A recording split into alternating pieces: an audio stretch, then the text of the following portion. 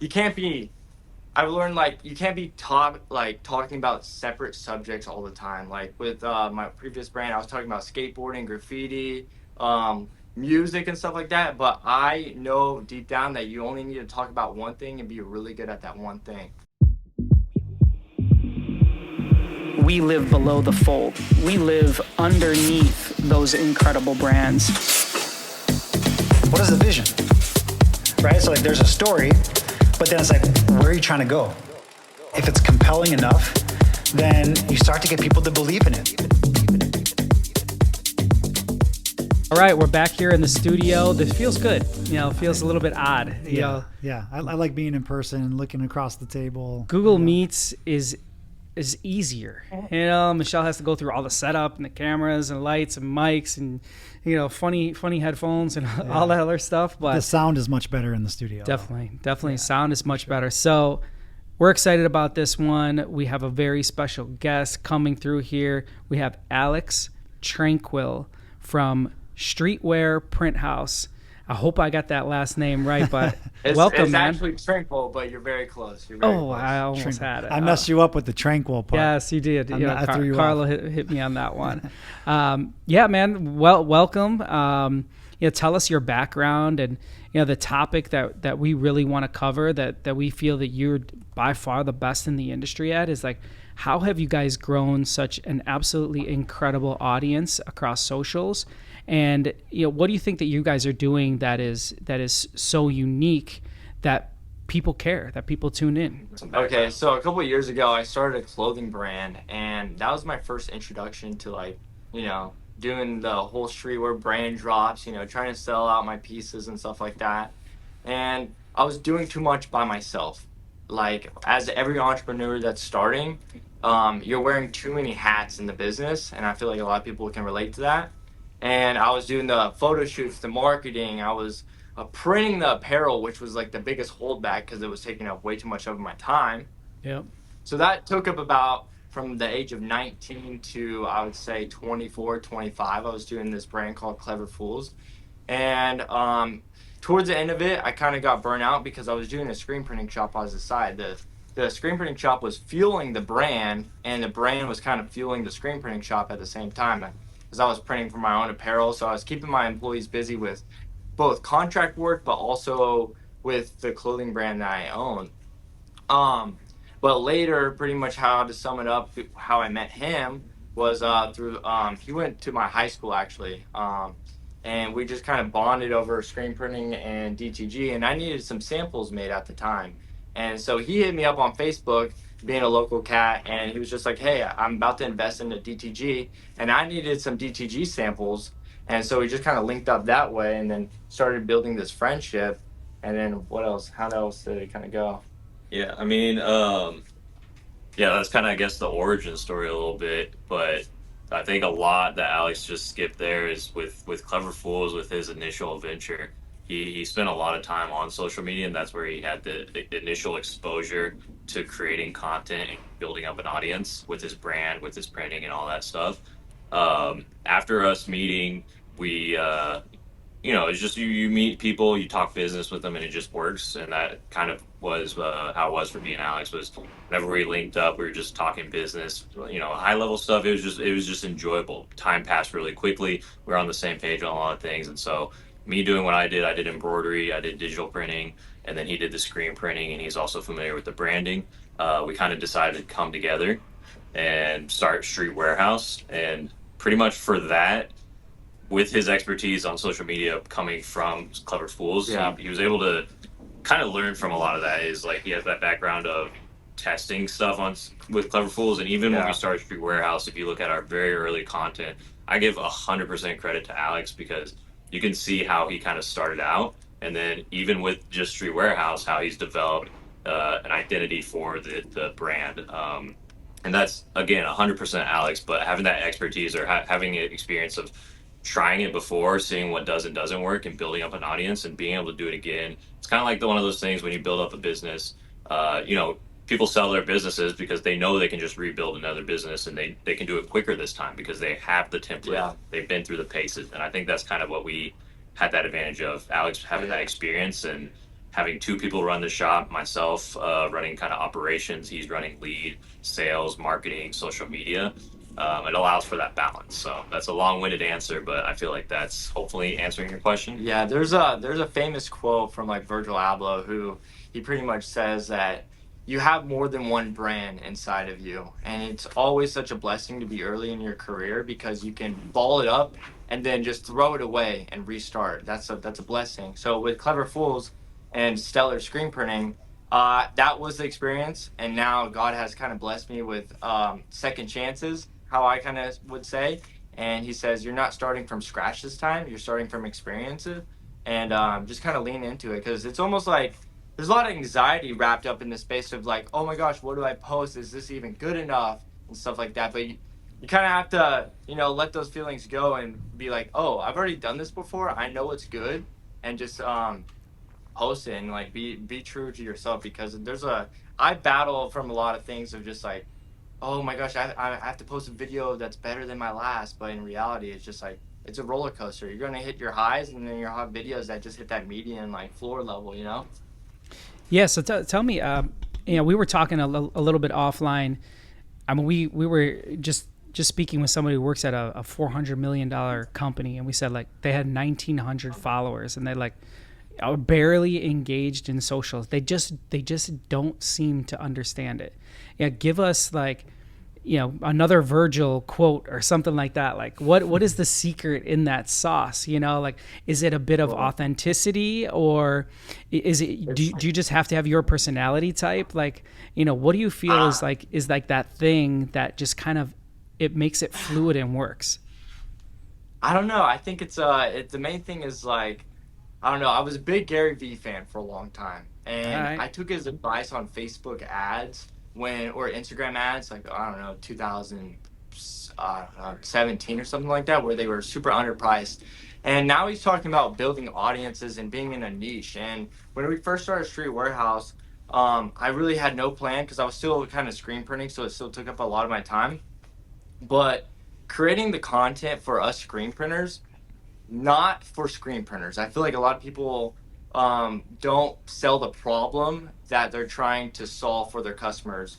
And that's the biggest one for me, showing people what I'm capable of and being an expert in my space as well. Because there's a lot of people that talk about these things, doing all the oversized printing, AOP, and stuff like that. But if you're not truly an expert and back it up by a product, I think it doesn't really matter all too much.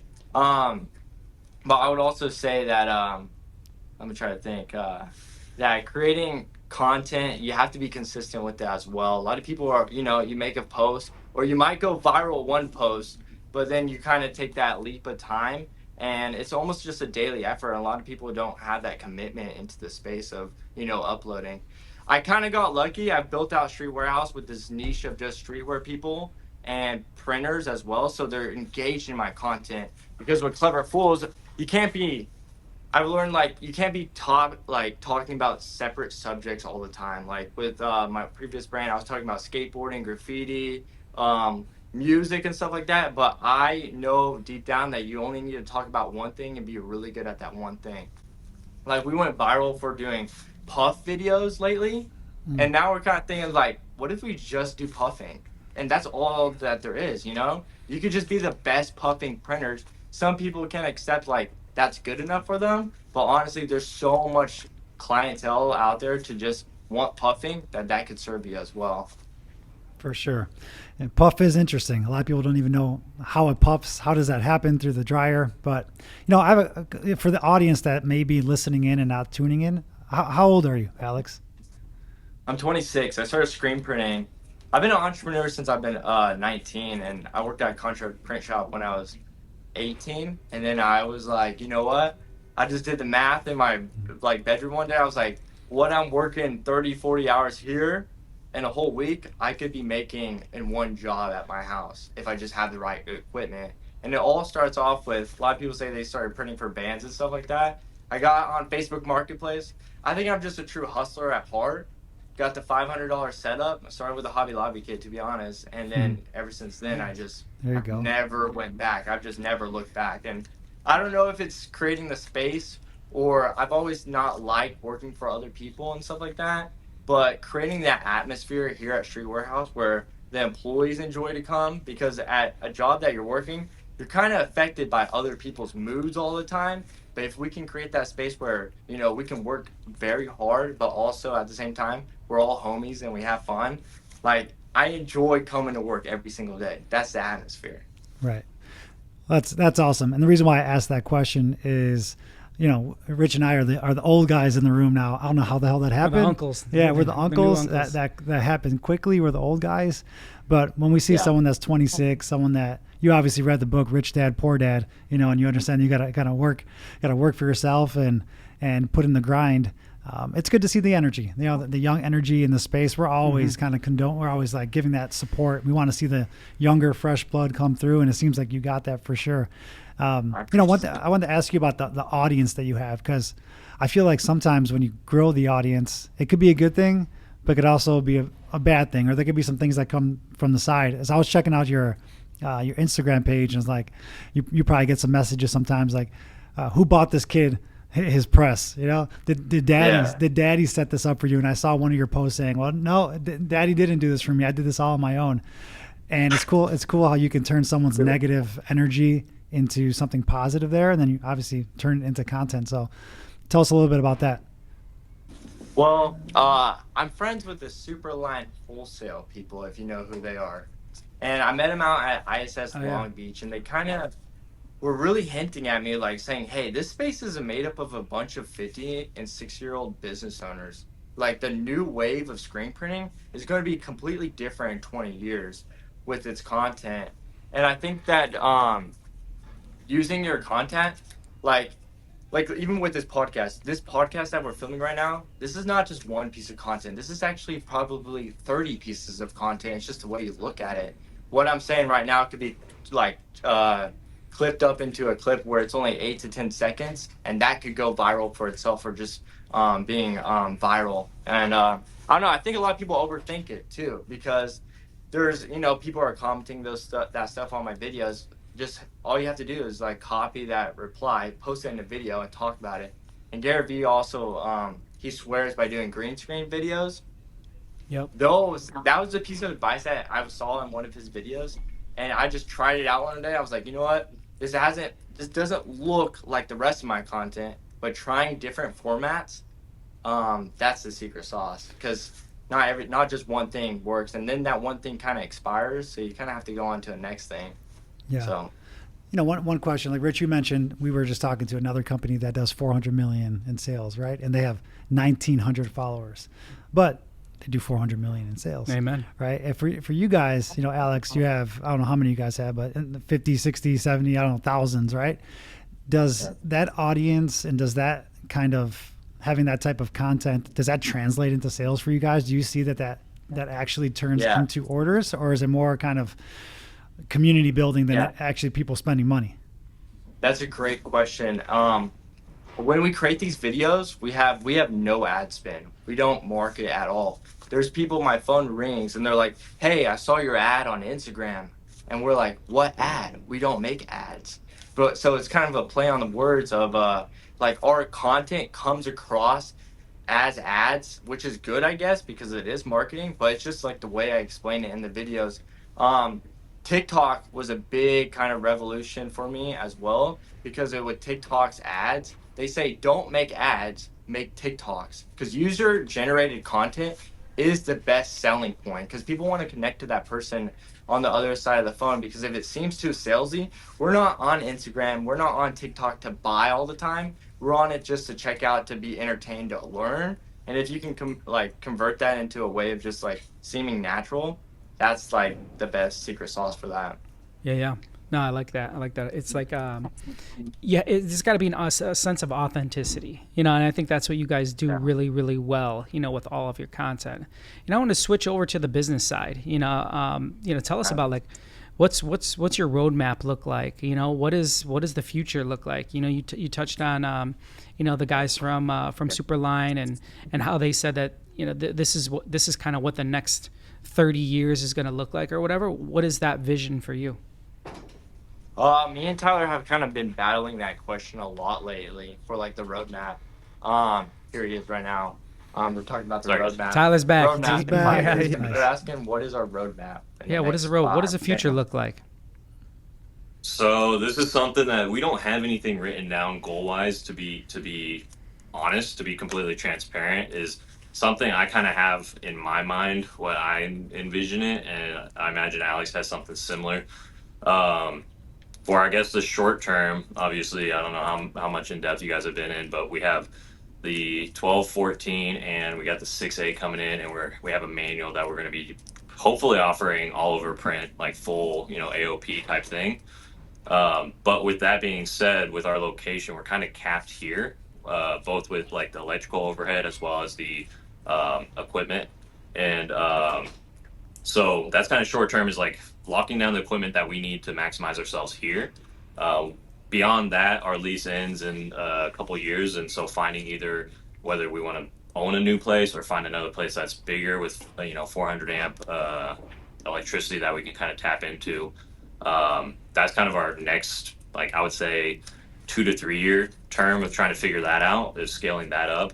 But also at the end of the day is our end goal. If we go beyond, 4 to 5 years, what we want to do, me personally, I would love to see the business to continue to grow without us being so hands-on. I'm not super familiar with how your guys is, and as we were talking about beforehand, was, 4 presses is like the perfect balance. I personally, I think I would love to see something where I have the flexibility to do things outside of Streetwearhouse while Streetwearhouse still is able to prosper and stuff. And I know Alex also has his own stuff that he's wanting to work on. He's kind of actually put a hold on to allow himself to focus fully on this instead of splitting his focus between 2 different objectives. I think there's a lot of potential for what we're doing and what we can do. And that's kind of honestly a question we ask ourselves every day, is just like, what direction do we want to go? How do we want to keep doing this? What's the next step? What's the next step? And I think we're not alone. A lot of shops probably get stuck in that cycle of what do we do next? What do we do next? What do we do next? So Let me ask this: is Culture Studio a shop that anybody can come up to with 48 pieces, or are you guys only like locked in deals for X amount of pieces?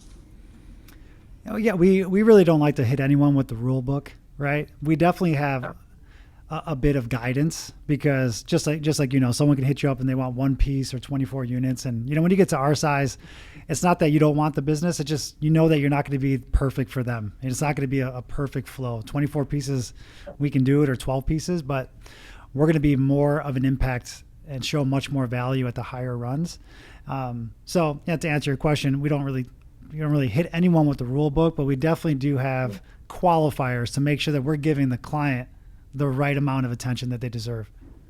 Yeah, gotcha. Yeah, with my envision of Streetwearhouse, with the play on the words, like we do want to serve streetwear brands specifically, but in this realm, like the boring stuff sometimes makes the money, and we're still in that phase right now where we're printing lawn care shirts and stuff like that on the side, but we always document and post the streetwear and the cool stuff that's really like engaging onto our social media. But eventually, in like 3 to 5 years, I'd like to establish these relationships with a few brands that are moving actual volume, let's say a couple thousand pieces per drop.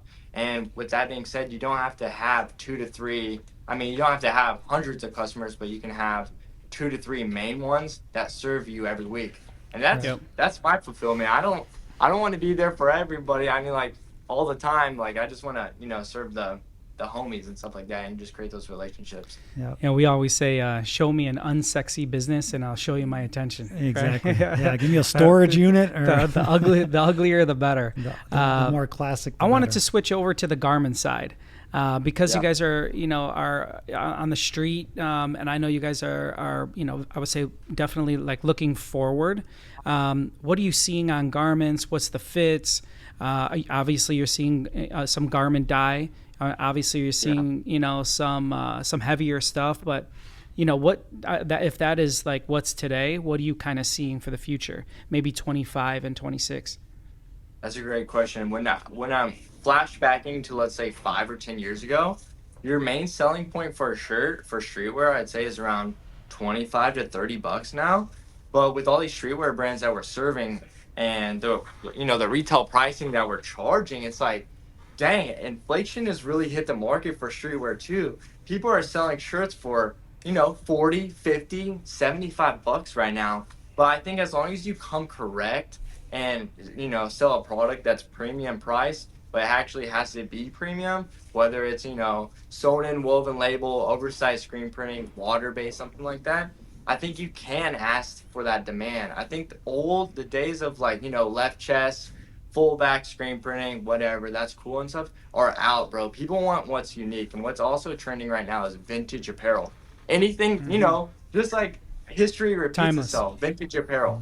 Timeless. Vintage Yep. apparel, like, people want to have something that not many people in their area have, or like it'd be so much more rare to come across somebody wearing that shirt than if they are wearing, Diamond Supply Co. Supreme, something more like that, because all the hype is already there.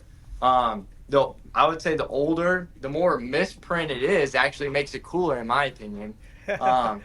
Like, for real, with vintage apparel, you're like, oh, it's cracking in the spots, it's falling off. Oh my god, it's unregistered. If you look at all these AOP shirts from back in the day, this stuff is unregistered. But when you're looking at like 2008 to like 2015 Street, where it's like it's so pristine for some reason, and I'm just like, I'm over that. It's too much for me to dial in that much to. I mean, of course, we want to put in some registered prints, but I'm just saying, like, getting the product out that like people actually don't really care.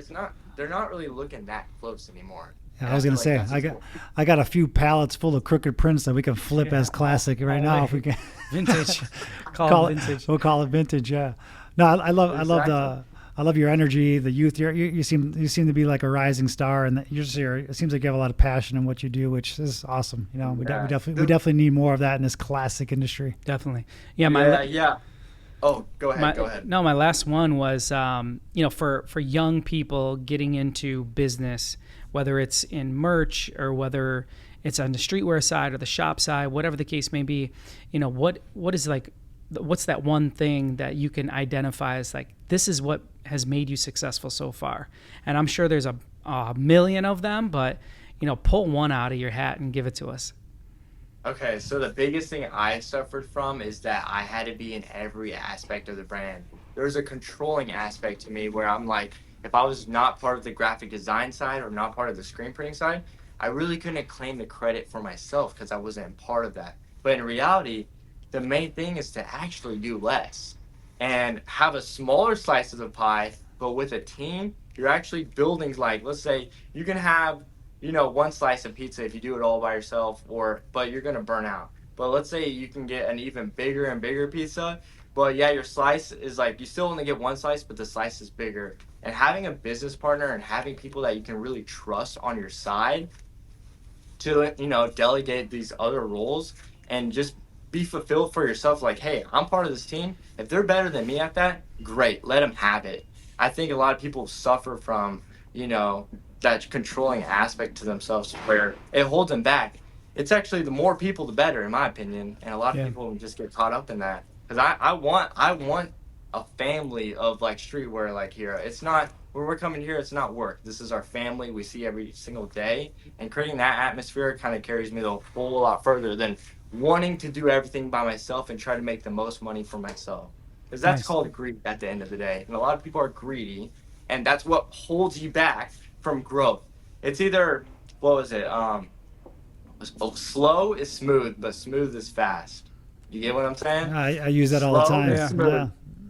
That's one of my. I think I'm saying that right. I'm honestly not. You nailed it. Actually, you nailed it. That's an old like military term. Yeah. When you're rowing in the same direction, if you go smooth, you go faster on the boat. So I use that all the time, and I can tell from your Instagram page and kind of the content that you have that your employees seem like they like coming into work, and you guys have a family aspect or fun, like a fun place to go. So you're definitely doing that, and you're definitely showing that on your content. I think it's always, how do you balance art and commerce? Like, everything that we do is art. We come in, we want to build brands, we want to be in business, but how do you then change that into something that makes money, right? And it's a happy balance between the two. I think that you're definitely wise beyond your years, so I know you're going to figure it out, and we want to be along for the ride. So, maybe if you're in Chicago, we would love to show you around, or maybe we make our way out your way. Let's definitely keep in touch. keep it close. And Okay. if we can help with anything at all, please holler at us. But this has been awesome. Thanks a lot. We appreciate you guys coming on, and hopefully this is just a start. We'd love to have you back. Keep the conversation going. Awesome, I appreciate it. Tyler does too. I know he's been hopping in and out and stuff like that, but He's in seemed like ops. this was my Tyler's main. back in ops. He's a classic ops guy. Yep, All yep, good, man. we We feel that. appreciate it. Thanks, Alex. Awesome. Thanks, man. Appreciate it, bro. See you Take guys. care.